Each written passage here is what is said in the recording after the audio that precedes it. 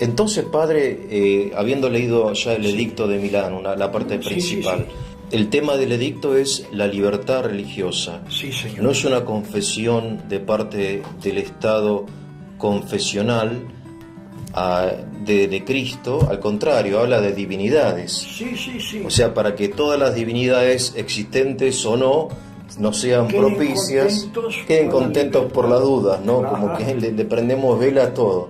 Sí. Pero lo interesante, desde el punto de vista de la historia y aún de la antropología, es el tema de la libertad religiosa, que por primera vez en la historia. Por primera vez en la historia, porque antes otros no la conocían. No la conocían, la antigüedad no conocía esta libertad religiosa. No. Es casi una revolución que hoy diríamos progresista en cierto sentido, ¿no? Cierta libertad se practicaba porque al ser politeístas honraban o adoraban cantidad de dioses. Sí, aún al dios desconocido, como dice. Yo quiero adorar a tal dios. Claro. Muy bien. Y eso era cierta libertad religiosa. Claro.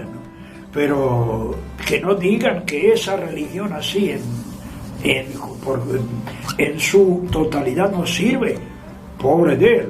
Claro. Ahora, obviamente acá Constantino lo que hace es favorecer a los cristianos. O sea, el edicto puede ser que se puede aplicar a todos, pero en realidad lo que quiere es favorecer a los cristianos. Él todavía era pagano. Sí. Él seguía esa religión de origen persa, el mitraica, el sol divino, que no se sabía bien si era en realidad Dios o era algo, una criatura, el sol. Bueno, no tenían noción bien clara de creación, pero el único, y era más bien monoteísta esa religión. ¿No? Adoraban al sol. Eso era general en el ejército romano, de origen persa y con exigencias severas en la moralidad, sobre todo el amor a la verdad. No se podía mentir de ningún modo y en ningún caso. Siempre se debía obrar y hablar correctamente. Y incluso tenían un ritual con el famoso baño en la sangre del toro, y después de eso debían observar una vida, diríamos, ejemplar. Bueno, de ese ambiente militar provenía Constantino. Y por otra parte, como él pasó niñez y adolescencia en el cercano Oriente, donde la fe cristiana ya era muy numerosa, en algunas provincias, Bitinia, por ejemplo, frente a Istambul actual, la mitad de la población eran cristianos. O sea, ya había muchos cristianos. Sí, señor. Ahora, Constantino, a su vez, él, digamos, se acerca al cristianismo, él personalmente, creo que en parte por la madre, que es considerada en la Iglesia Santa. Sí, de ella no sabemos cuándo hizo el famoso catecumenado, porque sin catecumenado no se bautizaban, no había vuelta de hoja. ¿No? Se bautizó y fue relegada, sobre todo después de la muerte de Constancio Cloro, es decir, después del año 306, fue relegada a una vida apartada o incluso solitaria en Treveris, el actual Trier en Alemania, de donde la sacó más tarde Constantino cuando llegó a dominar todo el occidente. Claro. Ahora se cuenta de Santa Elena que ella hizo el descubrimiento de la Veracruz, ¿no? Del travesaño de la cruz de donde Cristo. Fue crucificado Cristo. Bueno, es toda una historia bastante interesante, que no sé qué tendrá de historia, qué tendrá de leyenda. Bueno, después de esta libertad, bueno, ya hay cierto orden y digamos, facilidad y seguridad de comportarse, de confesar la propia fe, de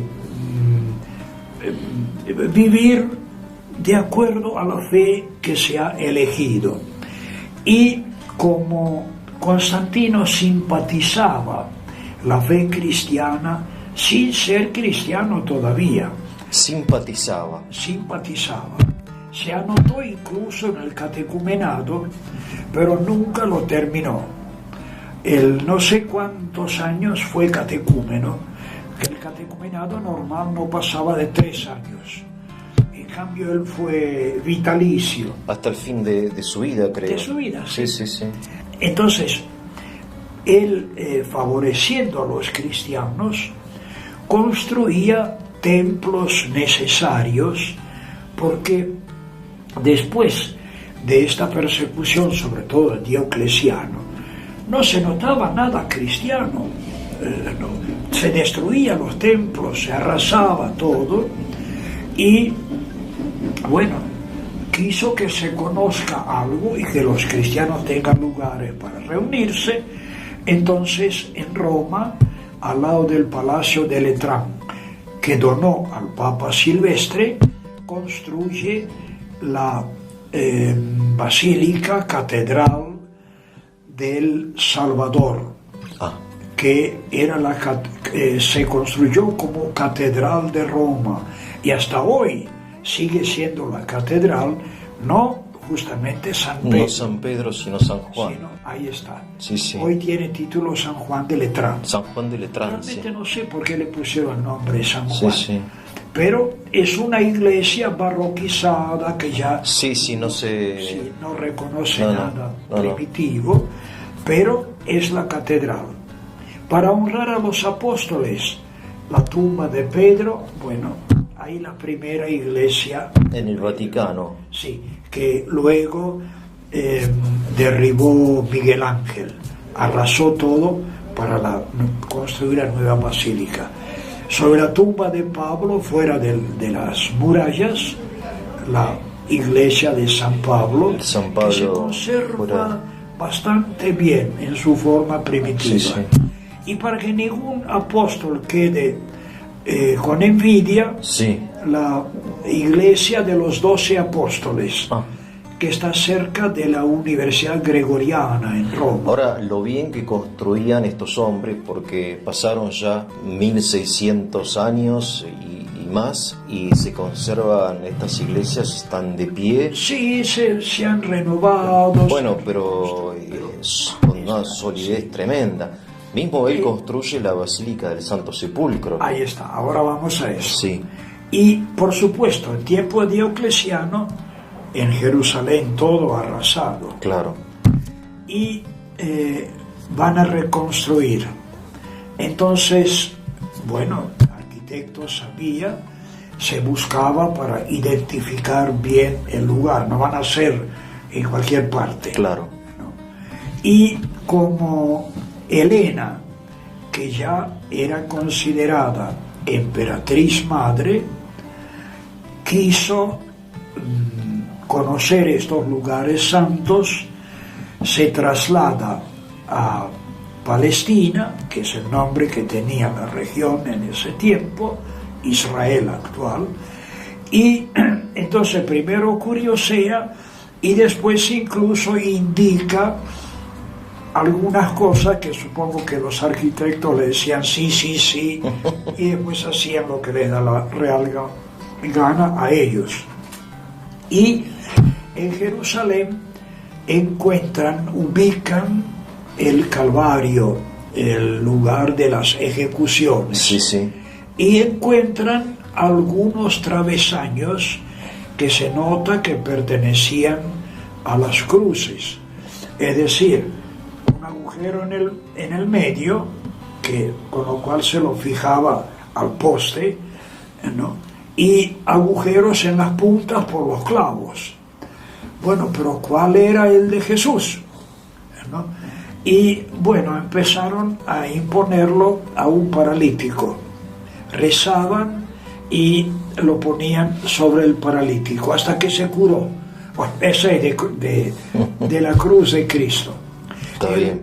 El carpintero enseguida cortó en 1000 pedazos, Sí. que fue repartido por todo el mundo cristiano. Sí, porque en la Edad Media hay una gran devoción a las reliquias. A las reliquias, sí, señor. De la cruz y de esto y de lo demás. Sí. Que pueden ser auténticas o pueden ser falsas, obviamente. Muchas eran falsas. Pero lo importante, digamos, más allá de la anécdota, es que este hombre, Constantino, no siendo cristiano, siendo simpatizante, le da libertad a los cristianos y también construye estas iglesias que hoy son admiración de todo el mundo. Sí, claro, ayuda. porque uno va a Europa o va a Tierra Santa y va a ver esa belleza, Sí. ¿verdad?